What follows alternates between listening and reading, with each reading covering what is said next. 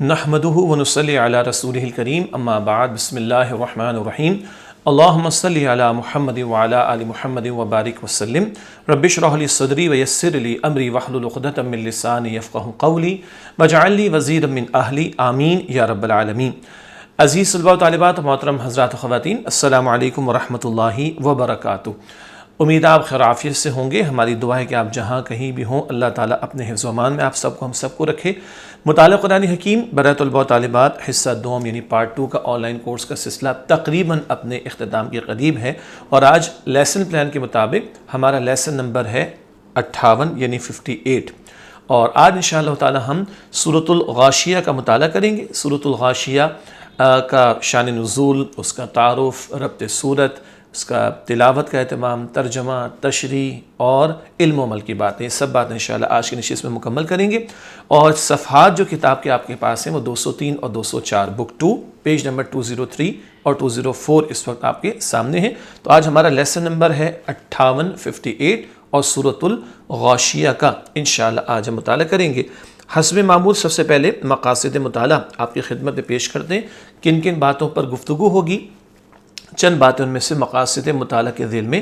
پہلی بات، الغاشیہ کے کیا معنی ہے؟ سورت کا نام بھی الغاشیہ ہے، اس کا مفہوم کیا ہے سمجھیں گے انشاءاللہ۔ نمبر 2، قیامت کے دن نافرمانوں کی کیا کیفیت ہوگی۔ نمبر 3، روز قیامت فرما برداروں کی کیا کیفیت ہوگی، یعنی برے لوگ اور اچھے لوگوں کے انجام کا ذکر ہے۔ نمبر 4، نیک لوگوں کے لیے جنت کی کن عظیم نعمتوں کا ذکر کیا گیا۔ اللہ تعالی ہم سب کو جنت الفردوس عطا فرمائے۔ نمبر 5، اللہ سبحانہ و تعالیٰ کی نعمتوں اور قدرتوں پر غور و فکر انسانی اعمال پر بھی اثر انداز ہوتا ہے، یعنی اللہ کی نعمتوں پر غور کیا جائے، اللہ کی قدرتوں پر غور کیا جائے تو ہماری فکر پر، سوچ پر اور اعمال پر اس کا اثر ہوتا ہے۔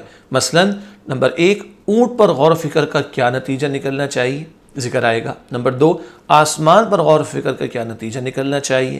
نمبر 3، پہاڑ پر غور و فکر کا کیا نتیجہ نکلنا چاہیے۔ نمبر 4، زمین پر غور و فکر کا کیا نتیجہ نکلنا چاہیے۔ ان نعمتوں پر اور اللہ تعالیٰ کی ان قدرتوں پر غور و فکر کی ہمیں دعوت دی گئی۔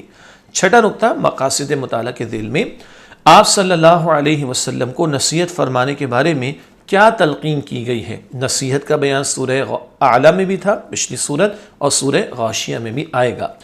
ساتواں نقطہ، لوگوں کو دین کی نصیحت کرنے کے حوالے سے کیا رہنمائی دی گئی ہے۔ دین کی دعوت تو دینی، نصیحت تو کرنی ہے، اس کے حوالے سے کچھ اہم ہدایت ہے جو اس صورت میں ہمارے سامنے انشاءاللہ آئے گی۔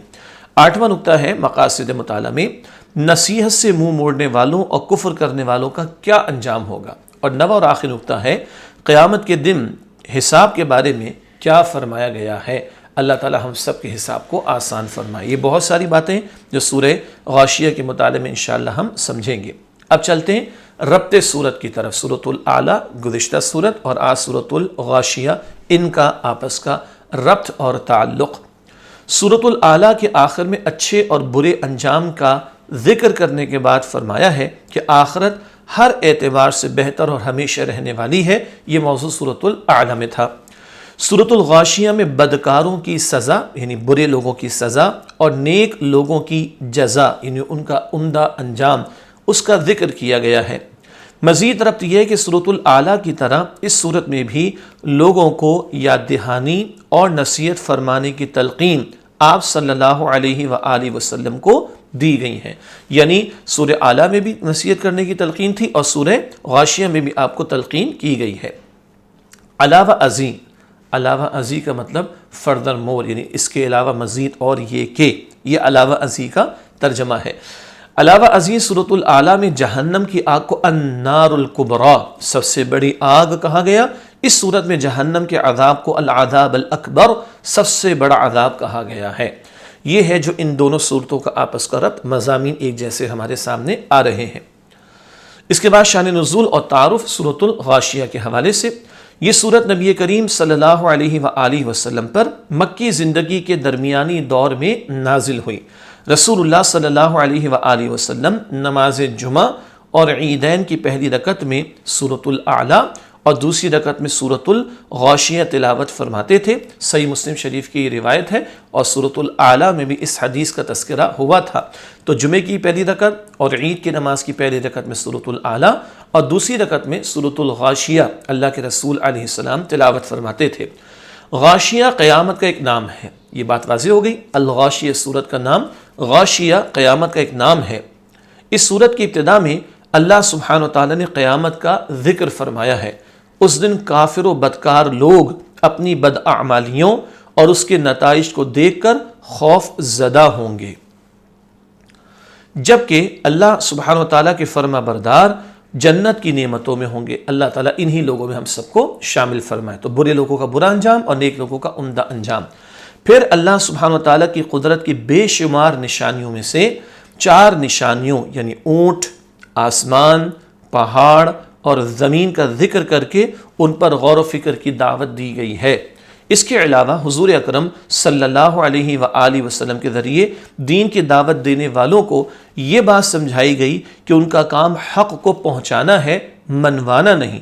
پہنچانے کی ذمہ داری ہے، زبردستی منوانے کی ذمہ داری نہیں ہے۔ سورت کے آخر میں آخرت کے حساب و کتاب کی تیاری کی نصیحت کی گئی ہے۔ یہ مضامین ہے جو سورہ غاشیہ میں ہمارے سامنے آئیں گے، اور آپ غور کریں تو مستقل آخری پارے میں ہم دیکھ رہے ہیں کہ آخرت کا موضوع بہت تفصیل سے بار بار آ رہا ہے۔ اب آئیے سورۃ الغاشیہ کی تلاوت اور اس کے ترجمے کا اہتمام کرتے ہیں۔ سورۃ الغاشیہ کی پہلی 10 آیات اس وقت آپ کے ہمارے سامنے اسکرین پر موجود ہیں۔ آئیے ان کی تلاوت اور ترجمے کا اہتمام کرتے ہیں۔ اعوذ باللہ من الشیطان الرجیم، بسم اللہ الرحمن الرحیم۔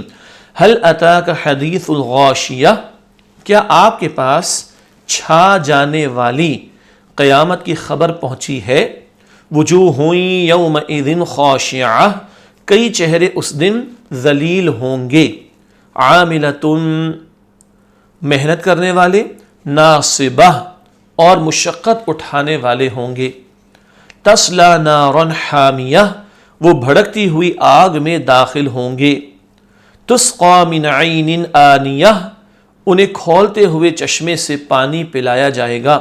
لیس لہم طعام الا من ضریع، ان کے لیے کانٹے دار خشک زہریلے درخت کے سوا کچھ کھانا نہ ہوگا۔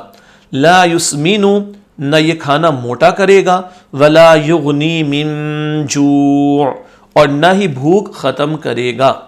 وجوہ یومئذ ناعمہ، جبکہ اس دن کئی چہرے تر و تازہ ہوں گے۔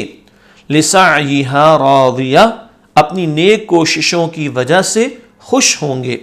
فی جنت عالیہ، عالی شان جنت میں ہوں گے۔ یہ اگلی آیات ہے سورہ غاشیہ کی آیات 11 تا 20۔ لا تسمع فیہا لاغیہ، وہ اس جنت میں کوئی بیکار بات نہیں سنیں گے۔ فیہا عین جاریہ، اس میں بہتا ہوا چشمہ ہے۔ فیہا سرر مرفوعہ، اس میں اونچے اونچے تخت ہوں گے۔ واکواب موضوعہ، اور رکھے ہوئے پیالے ہوں گے۔ ونمارق مصفوفہ، اور قطاروں میں لگے ہوئے تکیے ہوں گے۔ وزرابی مبثوثہ، اور بچھے ہوئے قالین ہوں گے۔ افلا ينظرون الى الابل، کیا وہ منکرین قدرت اونٹ کی طرف نہیں دیکھتے؟ کیف خلقت، وہ کیسے بنایا گیا؟ وإلی السماء، اور آسمان کی طرف کیف رفعت، وہ کیسے بلند کیا گیا ہے؟ وإلی الجبال، اور پہاڑوں کی طرف کیف نصبت، وہ کیسے گاڑے گئے ہیں؟ وإلی الارض، اور زمین کی طرف کیف سطحت، وہ کیسے بچھائی گئی ہے۔ اگلی آیات سورۃ الغاشیہ آیات 21 تا 26۔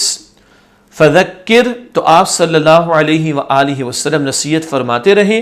انما انت مذکر، بے شک آپ صلی اللہ علیہ وسلم تو نصیحت ہی فرمانے والے ہیں۔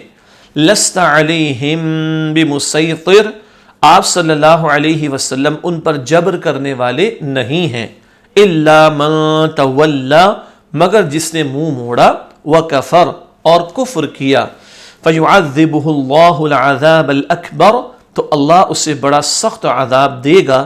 ان الینا ایابہم، بے شک انہیں ہماری طرف واپس آنا ہے، ثم ان علینا حسابہم، پھر بے شک ہمارے ہی ذمے ان کا حساب لینا ہے۔ یہ سورۃ الغاشیہ کی آیات کا تلاوت کا اہتمام اور ترجمے کا اہتمام ہوا۔ اب آئیے ان آیات کی تشریح کا مطالعہ شروع کرتے ہیں سورۃ الغاشیہ کی پہلی آیت سے۔ بسم اللہ الرحمن الرحیم۔ هل اتاک حدیث الغاشیہ، کیا آپ کے پاس چھا جانے والی قیامت کی خبر پہنچی ہے؟ آپ صلی اللہ علیہ وسلم کے پاس خبر کے آنے کا ذکر، قیامت کی خبر کے آنے کا ذکر ہے، اور حضور علیہ السلام سے خطاب کر کے لوگوں کو سنایا جا رہا ہے۔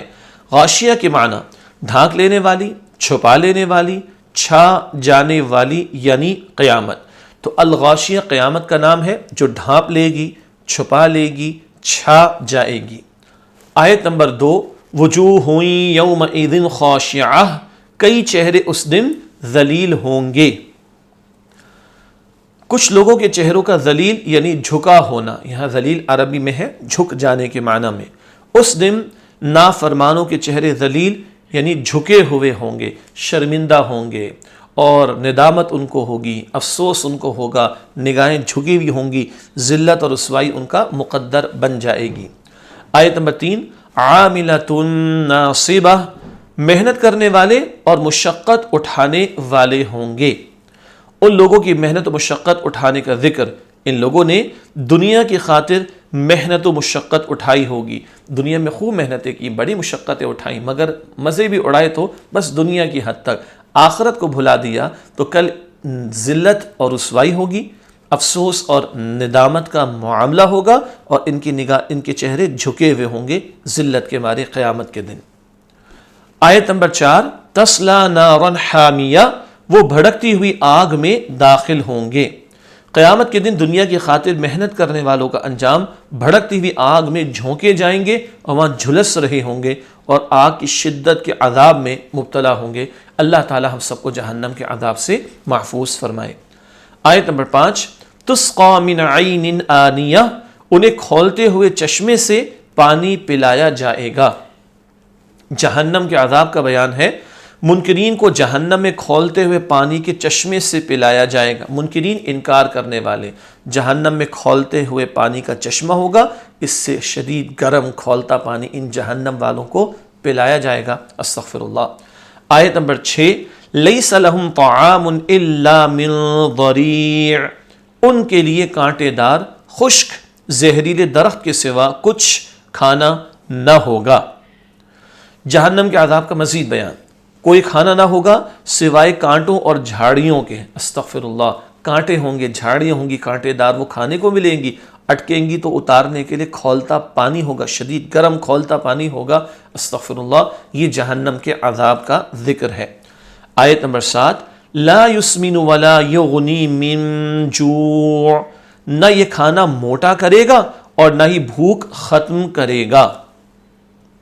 جہنم کے عذاب کا مزید بیان، جہنمی کانٹے اور جھاڑیاں کھا کر نہ تو صحت مند ہوں گے اور نہ ہی ان کی بھوک ختم ہوگی۔ یعنی استغفر اللہ، ویسے آدمی کھانا کھائے تو صحت بہتر ہوتی ہے، پیٹ کی آگ بجھتی ہے، پیٹ بھرتا ہے، یہاں تو صحت مند بھی نہیں ہوں گے، بھوک بھی ختم نہیں ہوگی، کانٹے ہی کھانے کو ملیں گے، کھولتا پانی پینے کو ملے گا، عذاب ہی عذاب کا بیان۔ اس کے بعد آیت نمبر 8، وجوہ یومئذ ناعمہ، جبکہ اس دن کئی چہرے تر و تازہ ہوں گے۔ قیامت کے دن اللہ سبحانہ وتعالیٰ کے فرما برداروں کے چہرے، ان کے چہرے تر و تازہ ہوں گے۔ پچھلا بیان مجرموں کا تھا، ان کے چہرے جھکے ہوں گے ذلت کے مارے، لیکن اللہ کے فرما برداروں کے چہرے، فرما بردار بندوں کے چہرے تر و تازہ ہوں گے، وہ خوشیاں منا رہے ہوں گے۔ ایسے ہی بیان سورہ عبسہ وتولیٰ میں بھی چہروں کے بارے میں ہم پڑھ چکے ہیں۔ آیت نمبر 9، لسعیہا راضیہ، اپنی نیک کوششوں کی وجہ سے خوش ہوں گے۔ ان کے خوش ہونے کا سبب اپنی نیک کوششوں پر خوش ہوں گے، محنت کی تھی، آج بہترین انجام اللہ تعالیٰ عطا فرما رہا ہے۔ قیامت کے دن تو ہنستے مسکراتے چہرے ہوں گے۔ جب رزلٹ ڈے ہوتا ہے، جن کی پوزیشنز آتی ہیں یا جو لوگ پاس ہو جاتے ہیں، چہرے دمک رہے ہوتے ہیں نا، مسکرا رہے ہوتے ہیں، تو جو دنیا کے ایگزام میں پاس ہوگا، آخرت میں اس کے چہرے خوش و خرم ہوں گے، تر و تازہ ہوں گے۔ اللہ تعالی ہمیں ایمان اور اس کے تقاضوں پر عمل کی توفیق دے، نیکیوں میں آگے بڑھنے کی توفیق دے، تاکہ قیامت کے دن ہمارے چہرے تر و تازہ ہوں، خوش و خرم ہوں۔ آیت نمبر 10، فی جنت عالیہ، عالی شان جنت میں ہوں گے۔ قیامت کے دن فرما برداروں کا انجام وہ عالی شان جنت میں ہوں گے۔ وہ جنت بہت بلند اس کے باغات ہوں گے اور ان پر محلات ہوں گے، جا بجا قرآن حکیم میں ذکر آتا ہے، اور جنت کے درجات پہ پھر بہت سارے ہیں۔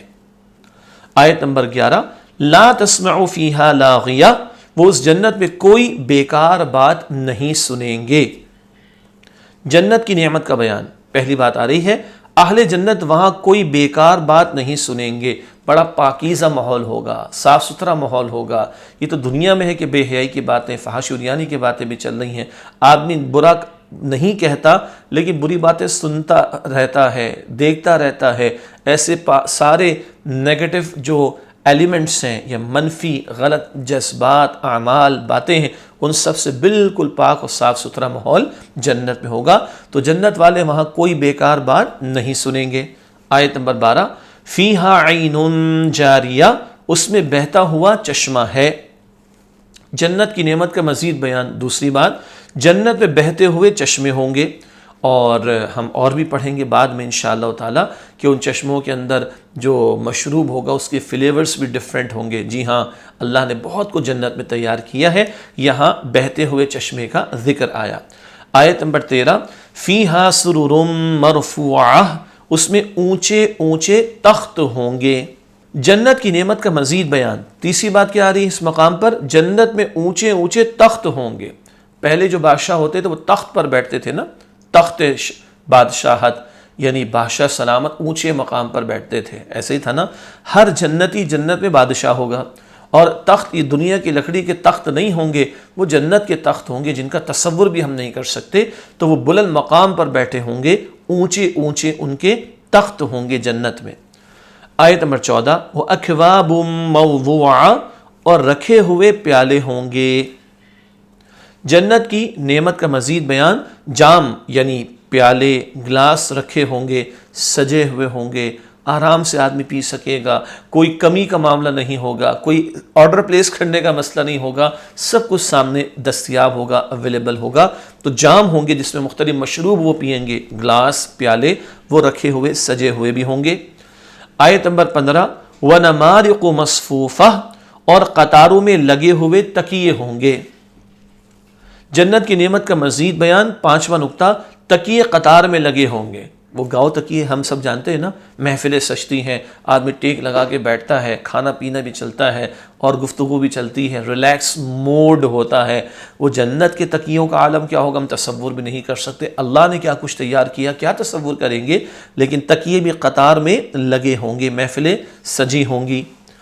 آیت نمبر 16، وَزَرَابِيُّ مَبْثُوثَةٌ، اور بچھے ہوئے قالین ہوں گے۔ جنت کی نعمت کا مزید بیان، قالین بچھے ہوں گے۔ یہ جو ہم جن باتوں سے واقف ہیں نا، اللہ تعالیٰ نے ان کا ذکر کر کے ہمیں جنت کا شوق دلایا ہے۔ نوٹ کیجئے گا، سمجھ لیں اس بات کو اچھی طرح ہم لوگ، کہ یہ قالین دنیا کے قالین نہیں ہوں گے، یہ تخت دنیا کے تخت نہیں ہوں گے، یہ جام اور گلاس دنیا کے گلاس نہیں ہوں گے، یہ مشروب دنیا کا مشروب نہیں ہوگا، وہ جنت کے مشروب ہوں گے، وہ جنت کے قالین ہوں گے، وہ جنت کے پیالے ہوں گے، وہ جنت کے گلاس ہوں گے۔ اور وہ کچھ حدیث میں آتا ہے کہ تیار کیے اللہ نے، کسی آنکھ نے کبھی نہیں دیکھا، کسی کان نے کبھی صحیح نہیں سنا، اور کسی کے دل میں اس کا خیال بھی کبھی نہیں آیا۔ اللہ تعالیٰ ہم سب کو جنت الفردوس عطا فرمائے۔ اب اللہ تعالیٰ کی نشانیوں کا بیان اگلی آیات میں۔ آیت نمبر 17 سورۃ الغاشیہ، افلا ينظرون الى الابل كيف خلقت، کیا وہ منکرین قدرت اونٹ کی طرف نہیں دیکھتے وہ کیسے بنایا گیا۔ کائنات کی نعمت پر غور و فکر کی دعوت، اونٹ پر غور و فکر کی دعوت دی گئی ہے۔ صحرا میں ذہن میں رکھیے، عرب کا وہ ماحول جہاں قرآن نازل ہو رہا تھا نبی پاک صلی اللہ علیہ وسلم پر، تو اونٹ بہت زیادہ استعمال کرتے تھے عرب سواری کے لیے، اور اس اونٹ میں بھی اللہ کی قدرت کی بہت ساری نشانیاں، ان پر غور و فکر کی دعوت دی جا رہی ہے۔ اونٹ پر غور و فکر کا نتیجہ کیا نکلنا چاہیے؟ اللہ سبحانہ و تعالیٰ نے اونٹ کو کیسے اس کے ماحول کے مطابق بنایا کہ وہ کئی دن بغیر کھائے پیے صحرا میں رہ سکتا ہے۔ اس کے کوہان میں چربی، خوراک کے طور پر جمع رہتی ہے، اس کی ٹانگیں نرم ریت میں دھستی نہیں، اس کی گھنی پلکیں ریت سے اس کی آنکھوں کو محفوظ رکھتی ہیں۔ صحرا میں ہوا چلتی تو مٹی اڑتی ہے نا، بڑی بڑی پلکیں ہوتی ہیں نا، اب آپ غور کر کے دیکھیے گا، اور گھنی بھی ہوتی ہیں، تو اس کی آنکھ کی حفاظت رہتی ہے ریت سے، مٹی سے۔ اس کی کھال اسے دن کی گرمی اور رات کی ٹھنڈ سے بچاتی ہے، موٹی کھال ہے، دن کی گرمی سے اور رات کی ٹھنڈ سے بچاتی ہے۔ اونٹ کو انسان سواری، مال برداری کے لیے استعمال کرتا ہے۔ مال برداری، ٹرانسپورٹیشن، سامان کوئی جگہ سے دوسری جگہ لے کر جانا۔ اونٹ سے دودھ اور اون یعنی اس کی کھال اور گوشت حاصل کرتا ہے۔ انسان کو اس نعمت پر اللہ سبحانہ و تعالیٰ کا شکر ادا کرنا چاہیے۔ ویسے آپ سرچ کیجئے گا میریکلز ان دا کیمل، ایک اونٹ کے اندر اللہ نے کس قدر بڑی نشانیاں رکھی، جتنا آپ سرچ کریں گے اس سے کئی زیادہ باتیں آپ کو ملیں گی۔ فَبِأَيِّ آلَاءِ رَبِّكُمَا تُكَذِّبَانِ، بس تم اپنے رب کی کن کن قدرتوں اور نعمتوں کو جھٹلاؤ گے۔ آیت نمبر 18، وَإِلَى السَّمَاءِ كَيْفَ رُفِعَتْ، اور آسمان کی طرف وہ کیسے بلند کیا گیا ہے۔ غور و فکر کی دعوت، دیکھتے نہیں ہو آسمان کو کیسے اللہ تعالیٰ نے اس کو بلند فرمایا۔ کائنات کی ایک اور نعمت پر غور و فکر کی دعوت، آسمان پر غور و فکر کی دعوت دی گئی ہے۔ کبھی کبھی نگاہ اوپر جاتی ہے نا تو دیکھ لینا چاہیے آسمان کو اللہ تعالیٰ غور و فکر کی ہمیں دعوت دے رہا ہے۔ آسمان پر غور و فکر کا نتیجہ، اللہ سبحانہ و تعالیٰ نے کتنا عظیم آسمان بنایا جو دنیا والوں کی چھت ہے۔ یہ ایک روف ہے نا، روف ٹاپ چھت ہے ہمارے اوپر۔ آسمان کو سورج، چاند اور ستاروں سے سجایا ہے اللہ سبحانہ و تعالیٰ نے۔ اللہ سبحانہ و تعالیٰ کی کتنی عظیم کاریگری ہے، یعنی اللہ تعالیٰ کی کس قدر عظیم قدرت ہے، صناعی ہے، اس نے تخلیق کیا، اس نے بنایا ہے کہ آسمان میں ہمیں کوئی رخنہ یا شگاف نظر نہیں آتا، کوئی ڈیفیکٹ، کوئی فلا، کوئی گیپ نظر نہیں آتا۔ اللہ سبحانہ و تعالیٰ نے اتنا عظیم یہ آسمان بنایا۔ آسمان کو دیکھ کر اللہ سبحانہ و تعالیٰ کی قدرت کاملہ کا احساس ہوتا ہے۔ اللہ ہر بات پر مکمل اختیار رکھتا ہے، قدرت رکھتا ہے، اس کا احساس ہوتا ہے جب بندہ آسمان کو دیکھتا ہے۔ ویسے قرآن حکیم میں 7 آسمانوں کا بھی ذکر آتا ہے، ابھی تک صحیح طور پر ہم اس کے بارے میں کوئی کلیئر کٹ حتمی بات نہیں کہہ سکتے، ورنہ 7 آسمانوں میں بھی اللہ تعالیٰ کی قدرت کی نشانیاں موجود ہیں۔ اگلی آیت سورۃ الغاشیہ، آیت نمبر 19، وَإِلَى الْجِبَالِ كَيْفَ نُصِبَتْ، اور پہاڑوں کی طرف وہ کیسے گاڑے گئے ہیں۔ کائنات کی ایک اور نعمت پر غور و فکر کی دعوت، پہاڑ پر غور و فکر کی دعوت دی گئی ہے۔ پہاڑ پر غور و فکر کا نتیجہ، اللہ سبحانہ و تعالیٰ نے کتنے بڑے بڑے پہاڑ کیلوں کی طرح زمین میں گاڑ دیے ہیں۔ سورۃ النبا آخری پارے کی پہلی سورت میں اوتادا، یاد آیا، کیلوں کی طرح زمین میں ٹھوک کر اللہ تعالیٰ نے پہاڑوں کو ٹھوک کر زمین کو بیلنس کر دیے۔ ٹھوکنا، کیل ٹھوکنا سمجھتے ہیں نا، اس کو کہا گیا گاڑ دیا جانا۔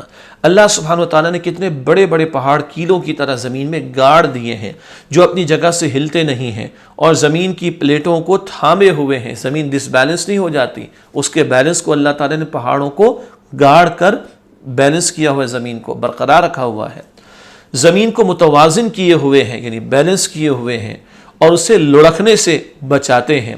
پہاڑوں میں اللہ سبحانہ و تعالیٰ نے انسانوں کے لیے معدنیات، قیمتی دھاتیں، سنگ مرمر، غار، چشمے اور آبشار بنا دیے۔ ان پہاڑوں میں کس قدر چیزیں اللہ تعالیٰ نے رکھ دی، کیسے چشمے ابلتے ہیں پہاڑوں سے، آبشاریں نکلتی ہیں اور پتھر نکلتے ہیں جن کو انسان استعمال کرتے ہیں، دھاتیں نکالتے ہیں، معدنیات نکالتے ہیں، مائنز یعنی کانیں ہوتی ہیں ان کے اندر، سونے کی کان اور اس کی کان، اور سنا ہے نا آپ نے، یہ سارا کچھ اللہ نے پہاڑوں میں رکھ دیا۔ برف کی صورت میں پہاڑوں کی چوٹیوں پر پانی کے اوور ہیڈ ٹینکس بنا دیے، گلیشیئرز جنہیں کہتے ہیں۔ اتنا سارا پانی جو بارش کی صورت میں برستا ہے، انسان تو اسٹور نہیں کر سکتا تھا نا، اللہ نے پہاڑوں پر اوور ہیڈ ٹینکس بنا کر گلیشیئرز کی صورت میں جما دیا، پھر وہ پگھلتے ہیں اور پانی دریاؤں میں رواں ہوتا ہے اور انسان ان کو استعمال کرتے ہیں۔ اللہ اکبر، اس پانی کو استعمال کرتے ہیں۔ ہمیں اللہ تعالیٰ کی اس بیش بہا یعنی انتہائی قیمتی نعمت پر اس کا شکر ادا کرنا چاہیے۔ یہ ہے جو قرآن غور و فکر کی دعوت دے رہا ہے۔ اللہ کو پہچانے بھی، مانتے تو ہیں، اور اللہ کی ذات پر ہمارا یقین بڑھنا چاہیے۔ آیت نمبر 20، وَإِلَى الْأَرْضِ كَيْفَ سُطِحَتْ، اور زمین کی طرف وہ کیسے بچھائی گئی ہے۔ زمین کو نہیں دیکھتے ہو، کیسی اللہ تعالیٰ کی قدرت کی نشانی ہے، بتایا جا رہا ہے۔ کائنات کی ایک اور نعمت پر غور و فکر کی دعوت، زمین پر غور و فکر کی دعوت دی گئی ہے۔ زمین پر غور و فکر کا نتیجہ، اللہ سبحانہ و تعالیٰ نے زمین کو ہمارے لیے فرش کی طرح بچھایا۔ زمین ہمارے جسم کی تمام ضرورتیں پوری کرتی ہے، اس سے ہمیں فصلیں ملتی ہیں، پھل و سبزی حاصل ہوتی ہے، ہمارے جانور زمین سے چارہ کھا کر ہمیں دودھ، گوشت اور اون دیتے ہیں، سونا، چاندی اور معدنیات حاصل ہوتی ہیں۔ زمین ہم انسان و بے شمار مخلوقات کا گھر ہے۔ زمین پر غور کر کے اللہ سبحانہ وتعالیٰ کی قدرت اور انتظام کا ادراک ہوتا ہے، پتہ چلتا ہے کس قدر بڑا نظام اس پوری کائنات میں اللہ تعالیٰ چلا رہا ہے۔ یہ ساری نعمتیں اس زمین سے اللہ تعالیٰ ہمیں عطا فرما رہا ہے، غور کرنا چاہیے، اللہ کا شکر ادا کرنا چاہیے۔ آیت نمبر 21، فَذَكِّرْ إِنَّمَا أَنْتَ مُذَكِّرْ، تو آپ صلی اللہ علیہ وآلہ وسلم نصیحت فرماتے رہے، بے شک آپ صلی اللہ علیہ وسلم تو نصیحت ہی فرمانے والے ہیں۔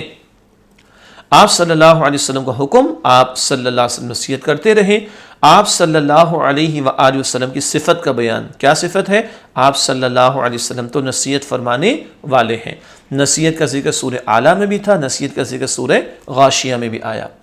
آیت نمبر 21 میں ایک اور نقطہ، آپ صلی اللہ علیہ وسلم کو نصیحت فرمانے کا حکم دینے کی وجہ، کیوں نصیحت کریں لوگوں کو؟ تاکہ انسان اللہ سبحانہ وتعالیٰ کو پہچان کر اس کی فرما برداری کرے اور دنیا اور آخرت میں کامیاب ہو سکے۔ اللہ تعالیٰ ہم سب کو کامیابی عطا فرمائے۔ نصیحت آ رہی ہے ہمارے پاس میں، قرآن کی صورت میں، احادیث مبارکہ کی صورت میں، جو نبی اکرم صلی اللہ علیہ وآلہ وسلم ہمیں عطا کر گئے۔ اب اس پر عمل کریں گے تو انشاءاللہ ہم کامیاب ہو سکیں گے۔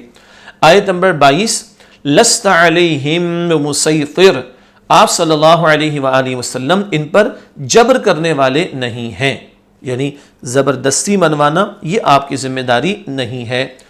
آپ صلی اللہ علیہ وسلم کو تسلی، آپ صلی اللہ علیہ وآلہ وسلم ان پر جبر کرنے والے نہیں ہیں۔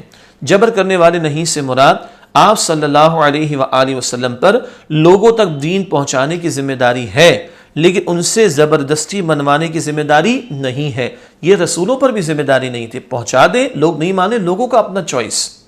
منوانے کی ذمہ داری پیغمبروں پر نہیں، رسول پاک علیہ السلام پر نہیں۔ تو ہمیں بھی کلیئر رہنا چاہیے، ہمیں دین کا کام کرنا ہے، دین کی دعوت دوسروں تک پہنچانی ہے، پہنچانا سمجھانا ہمارا کام ہے، زبردستی منوانا ہمارا کام نہیں ہے۔ آیت نمبر 23، اِلَّا مَن تَوَلَّا وَكَفَرَ، مگر جس نے منہ موڑا اور کفر کیا۔ نصیحت سے محروم رہنے والے جنہوں نے منہ موڑا اور کفر کیا، جو خود اڑے رہے باطل پر، جو دنیا ہی کے غلام اور بندے بنے رہے، جنہوں نے پیغمبر کی بات کو توجہ سے نہیں سنا، یہ وہ لوگ ہیں جو نصیحت سے محروم رہیں گے، منہ موڑنے والے اور کفر پر اڑے رہنے والے۔ آیت نمبر 24، فَيُعَذِّبُهُ اللَّهُ الْعَذَابَ الْأَكْبَرَ، تو اللہ اسے بڑا سخت عذاب دے گا۔ نصیحت سے منہ موڑنے والوں اور کفر کرنے والوں کا انجام، اللہ سبحانہ وتعالیٰ انہیں بہت بڑا عذاب دے گا۔ یہ ہے نصیحت کا انکار کرنے والے، حق کے جھٹلانے والے، بڑا عذاب ان کے لیے تیار ہے۔ آیت نمبر 25، ان الینا ایابہم، بے شک انہیں ہماری ہی طرف واپس آنا ہے۔ تمام لوگوں کا بالآخر لوٹ کر جانا، تمام لوگوں کو بالآخر اللہ سبحانہ وتعالیٰ کے پاس لوٹ کر جانا ہے۔ ہم پڑھتے ہیں نا انا للہ و انا الیہ راجعون، ہم سب اللہ کے ہیں، اس کا ترجمہ ہے، اور ہمیں لوٹ کر اللہ کی طرف جانا ہے۔ ہر ایک کو جانا ہے، کوئی رہے گا نہیں ہمیشہ کے لیے دنیا میں، ہمیشہ رہنے والی ذات تو اللہ تعالیٰ کی ہے۔ ہاں ہمیں موت آئے گی، ہمیں دوبارہ زندگی ملے گی، اور کل اللہ کے سامنے سب بندوں کو پیش ہونا ہے۔ آخری آیت ہے سورۃ الغاشیہ کی آیت نمبر 26، ثم ان علینا حسابہم، پھر بے شک ہمارے ہی ذمے ان کا حساب لینا ہے۔ یہ آیت نمبر 26 کا ترجمہ ہوا۔ لوگوں کا حساب اللہ سبحانہ تعالیٰ کے ذمہ کرم پر ہے۔ اللہ تعالیٰ کے سامنے سب نے پیش ہونا ہے اور اپنی اس دنیا کی زندگی کے بارے میں جواب دینا ہے۔ ہمیں دعا کرنی چاہیے، اللہم حاسبنا حسابا یسیرا، اے اللہ سبحانہ تعالیٰ ہم سب کے حساب کو آسان فرما دیجئے۔ الحمدللہ سورۃ الغاشیہ کا مطالعہ ہوا مکمل۔ آخر میں آپ کے علم ہے کہ علم و عمل کی باتیں ہم سمجھتے ہیں۔ آج بھی 10 باتیں آپ کے سامنے رکھیں گے۔ پہلا نقطہ، ہمیں قیامت کو ہمیشہ یاد رکھنا چاہیے، سورہ غاشیہ آیت نمبر 1۔ دوسرا نقطہ، اللہ سبحانہ وتعالیٰ کی نافرمانی کرنے والوں کے چہرے قیامت کے دن شرم سے جھکے ہوئے ہوں گے، یہ آیت نمبر 2 میں بات آئی۔ تیسرا نقطہ، لوگوں کے اعمال کے نتائج روز قیامت ان کے چہروں سے ظاہر ہوں گے۔ آیات 2 اور 8 میں ذکر آیا، جیسے دنیا میں اعمال تو ان کے نتائج ویسے ہی ہوں گے، وہ چہروں پر ظاہر ہوں گے۔ نمبر 4، اللہ سبحانہ و تعالیٰ کے نافرمانوں کے لیے آخرت میں جہنم کی سخت تکلیفیں ہوں گی۔ سورہ غاشیہ کی آیات 3 تا 7 میں بات آئی، اللہ ہمیں جہنم کے عذاب سے بچا کر رکھے۔ 5واں نقطہ، اللہ سبحانہ و تعالیٰ کی فرما برداری کرنے والوں کے چہرے قیامت کے دن خوشی سے تر و تازہ ہوں گے۔ آیت نمبر 8، اللہ ایسے ہی روشن چہرے، تر و تازہ چہرے مجھے آپ کو ہم سب کو عطا فرمائے۔ علم و عمل کی باتیں، اس حوالے سے 6واں نقطہ، اللہ سبحانہ و تعالیٰ کے فرما بردار جنت کی عمدہ نعمتوں میں ہوں گے۔ آیات 9 تا 16 میں بات آئی، اللہ تعالیٰ ہم سب کو جنت الفردوس عطا فرمائے۔ سورۃ الغاشیہ، علم و عمل کی باتیں، 7واں نقطہ اس حوالے سے، اونٹ، آسمان، پہاڑ، زمین اور دیگر نشانیاں اللہ سبحانہ و تعالیٰ کی معرفت کا ذریعہ ہیں، یعنی اللہ تعالیٰ کو پہچاننے کا ذریعہ ہیں۔ جو لوگ ابھی اللہ تعالیٰ کو نہیں مانتے، جب ان نشانیوں پر غور و فکر کریں گے تو اللہ کو پہچان سکتے ہیں۔ اور آپ اور ہم تو اللہ کو مانتے ہیں، ہم ان نشانیوں پر غور و فکر کریں گے تو اللہ کی عظمت اور اللہ کی محبت اور بڑھے گی ہمارے دلوں میں۔ ہمیں بھی ان نشانیوں پر غور و فکر کرتے رہنا چاہیے۔ یہ بات سورۃ الغاشیہ آیات 17 تا 20 میں ہے ان نشانیوں کے بارے میں۔